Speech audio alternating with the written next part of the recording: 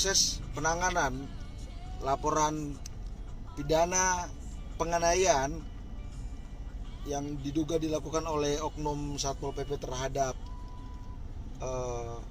Pak Eman, kalau tidak salah namanya sama juga seperti saya, di Siga pada saat pemberlakuan PPKM di tanggal 5 atau 6 Juli kemarin, sampai sekarang belum ada titik terang. Kemudian saya ditanya kira-kira kenapa, saya jelaskan bahwa yang namanya laporan polisi itu ada prosesnya. Kalau merujuk pada peraturan kepolisian, ada proselidik, ada prosidik, ada gelar, pengumpulan bukti, pemanggilan saksi, dan lain sebagainya. Tapi kemudian ditimpa lagi dengan pertanyaan, kenapa hasil visum sampai sekarang kok belum diberikan? Nah, itu yang saya sedikit kaget. Visum et repertum itu dikeluarkan oleh rumah sakit atau dokter yang memiliki kewenangan untuk melakukan visum atau memberikan diagnosa atau keterangan medik tentang terjadinya sebuah tindak kekerasan terhadap seseorang, dengan disertai apalagi namanya tanda tangan dan laporan medik setelah dilakukan penelitian terhadap seseorang yang mengalami luka akibat hantaman benda atau kekerasan fisik berupa pukulan atau tendangan. Ya, biasanya visum itu setelah dilakukan oleh rumah sakit atau dokter, biasanya 2 hari setelah itu harusnya sudah bisa diberikan, atau bahkan ada juga yang setelah visum dilakukan beberapa jam kemudian hasilnya sudah bisa didapat, karena visum itu hanya menilai apakah luka yang dialami oleh seorang itu adalah luka akibat hantaman benda tumpul atau benda keras atau tangan atau apa yang menimbulkan luka. Jadi keterangan visum itu biasanya terdapat luka di pelipis, di muka, di rahang, di bibir atau di dagu, akibat apa? Nah, memang dokter di rumah sakit tidak bisa kemudian sampai mengatakan bahwa ini karena terjadi penyerangan oleh apa si A, si B, si C. Dia hanya menguraikan bahwa luka itu terjadi karena sebuah tindak kekerasan. Itu. Nah, makanya kan heran saya, kok bisa polisi menerima laporan penganiayaan tanpa meminta bukti visum? Karena biasanya kalau kita melaporkan penganiayaan ke polisi tanpa ada hasil visum, sangat sulit untuk mengatakan bahwa benar itu ada tindak kekerasan, karena korban pertama yang harus apalagi namanya membuktikan dirinya terluka atau mengalami cedera. Nah, bukti fisiknya luka, bukti keterangan mediknya adalah visum, gitu. Nah, kalau situasinya sampai dengan sejelimet ini, sampai dengan saat ini belum ada tindak lanjut, maka coba ditanya ke pihak kepolisian. Pertama, biasanya kan setelah korban melaporkan, korban diminta keterangan untuk menjelaskan tentang duduk peristiwa. Kemudian korban juga diminta untuk memberikan bukti-bukti terkait.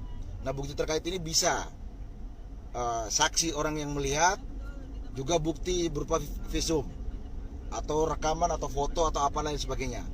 Kemudian setelah korban diminta keterangan, kemudian polisi akan tapi ini masih di proses sidik ya. Polisi kemudian akan memanggil terlapor untuk diminta keterangan, dan juga hal yang sama untuk dimintai saksi dan dimintai bukti. Kemudian dari keterangan dan bukti yang dikumpulkan oleh kepolisian dalam proses sidik tadi, kemudian akan dilakukan gelar untuk menentukan ada tindak pidana di dalam laporan itu.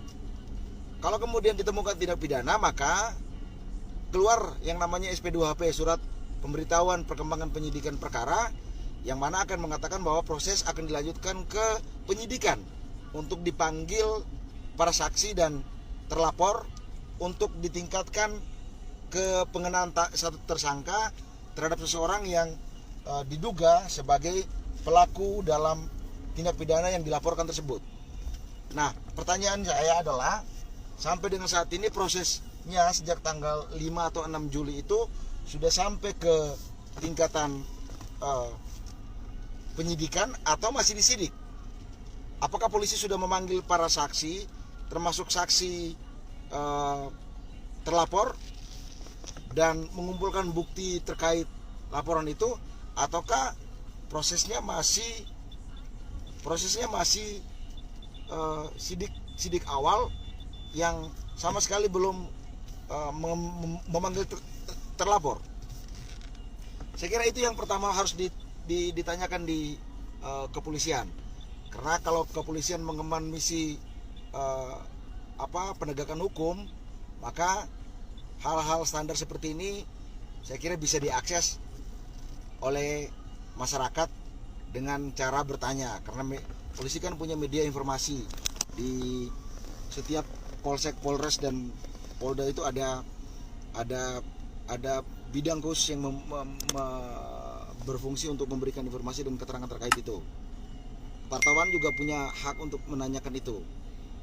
Nah, kalau sampai dengan saat ini belum ada panggilan terhadap terlapor, belum dimintai keterangan dan lain sebagainya, maka perlu dipertanyakan itu, sebab ada batas waktu proses sidik dilakukan, gelar kapan dilaksanakan, dan lidik kapan dilakukan, dan kemudian kalau tidak terjadi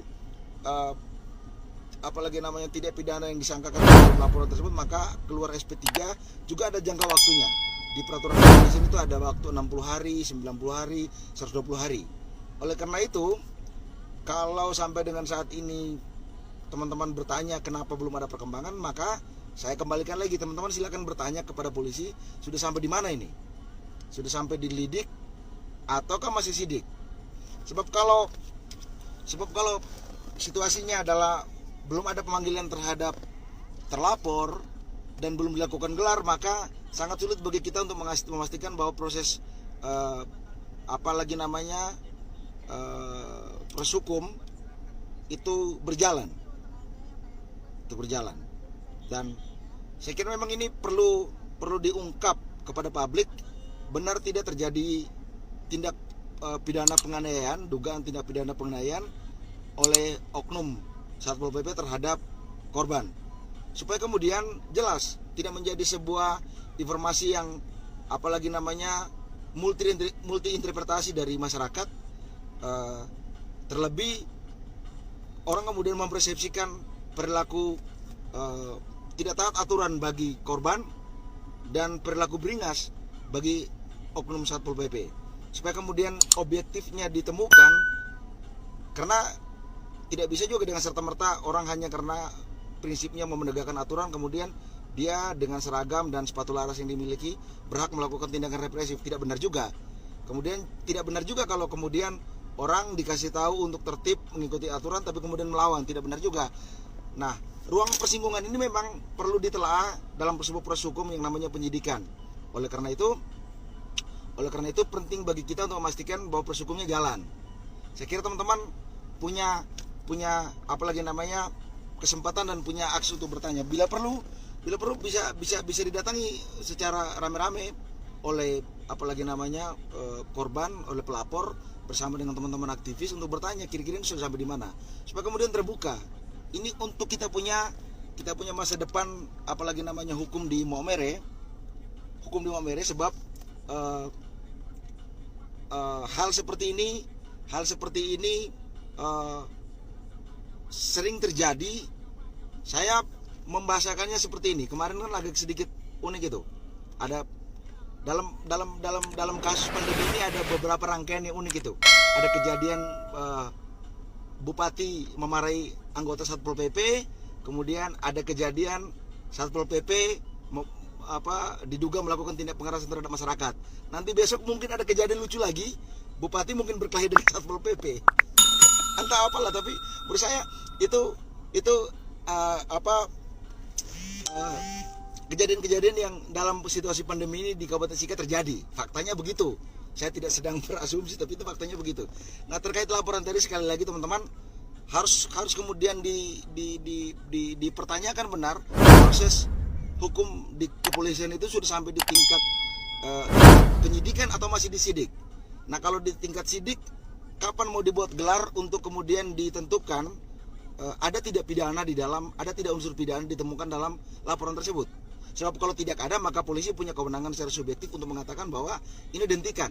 Tapi kalau kemudian ternyata ada unsur pidana, maka menjadi kewajiban bagi polisi sebagai penegak hukum, sebagai penyidik, untuk menaikkan ke tingkat lanjutan berdasarkan peraturan kepolisian Perkap nomor 14 kalau tidak salah, untuk menentukan ada tidak tersangka dalam dugaan tindak pidana tersebut.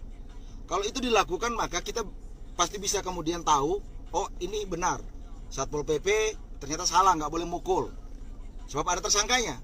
Ingat, ketika ada tersangka, maka secara objektif kita bisa mengatakan setidaknya sudah ada dugaan pelaku. Kalau sekarang masih di tingkat sidik, kita belum bisa mengatakan ini ada pidana, sebab kemudian belum ada sikap dari lembaga yang punya kewenangan, yaitu kepolisian, untuk mengatakan bahwa ada unsur pidana dalam kejadian tersebut. Nah, teman-teman, sekali lagi ditanyakan di polisi, ini sudah sampai di tingkat mana? Di tingkat sidik. Kalau di tingkat sidik, terlapor sudah dipanggil belum? Jangan dipertanyakan soal bukti visum, karena itu bagian dari sebuah proses pemeriksaan yang standar. Kita tidak perlu bertanya visumnya ada tidak, kita nggak perlu bertanya. Kalau tidak ada, kita tanya ke rumah sakitnya. Nah, kemudian kalau sudah sampai di sidik, kita tanya ini sudah digelar belum? Ada tidak unsur pidana ditemukan? Jangan dulu tanya siapa yang jadi tersangka. Di dalam prosidik itu, dalam gelar akan ditentukan ada tidak unsur pidana ditemukan dalam laporan tersebut. Kalau ternyata ada dugaan tindak pidana, maka kemudian statusnya dinaikkan ke penyidikan. Dalam penyidikan, kemudian akan ada penetapan yang namanya tersangka. Seseorang yang berdasarkan keterangan saksi dan bukti yang dikumpulkan diduga nyata terhubungkan dan disangkakan dengan sebuah tindak kekerasan. Nah, kalau kemudian baru kita sebut si A yang adalah oknum apa adalah tersangka. Begitu. Kalau itu bisa terjadi, maka saya kira kita punya harapan untuk tidak perlu kemudian selalu berpretensi buruk terhadap kepolisian bahwa mereka tidak melakukan pekerjaannya. Karena sekali lagi proses hukum ini sudah berbeda nuansanya.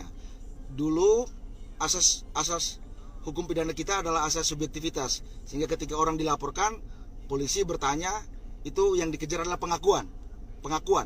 Lu ngaku nggak? Tapi kalau sekarang di setelah reformasi, asas hukum pidana kita berubah dari subjektivitas ke objektivitas.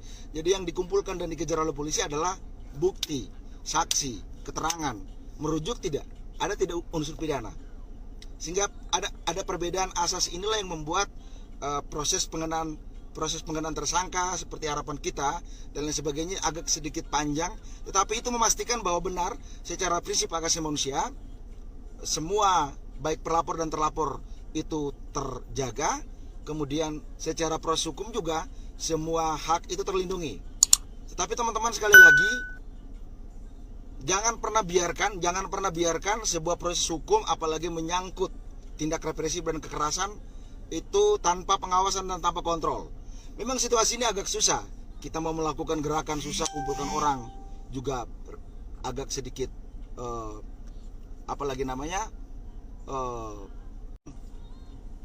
tidak bisa kemudian kita membiarkan ini menjadi sebuah keadaan yang tidak pasti. Tentu pertanyaan teman-teman harus juga dijawab oleh teman-teman sendiri. Teman-teman bisa datang ke kepolisian dan bertanya, ini sudah sampai di mana? Masyarakat butuh kepastian. Sebab kalau tidak, maka pengulangan itu bisa terjadi. Kalau ternyata benar itu adalah tindak represif yang memenuhi kualifikasi atau memenuhi unsur pidana, maka pelaku harus diproses. Untuk apa? Untuk kemudian memastikan bahwa kejadian-kejadian serupa di masa yang akan datang tidak terjadi lagi. Pertama, penting sekali dan prinsip sekali bagi kita untuk mengatakan tidak boleh orang hanya dengan seragam, dengan sepatu laras datang kemudian atas nama aturan dia main pukul. Itu nggak bisa. Karena mereka hanya diminta untuk menertibkan. Ingat, polisi sekaligus menangkap pencuri, dia nggak mukul.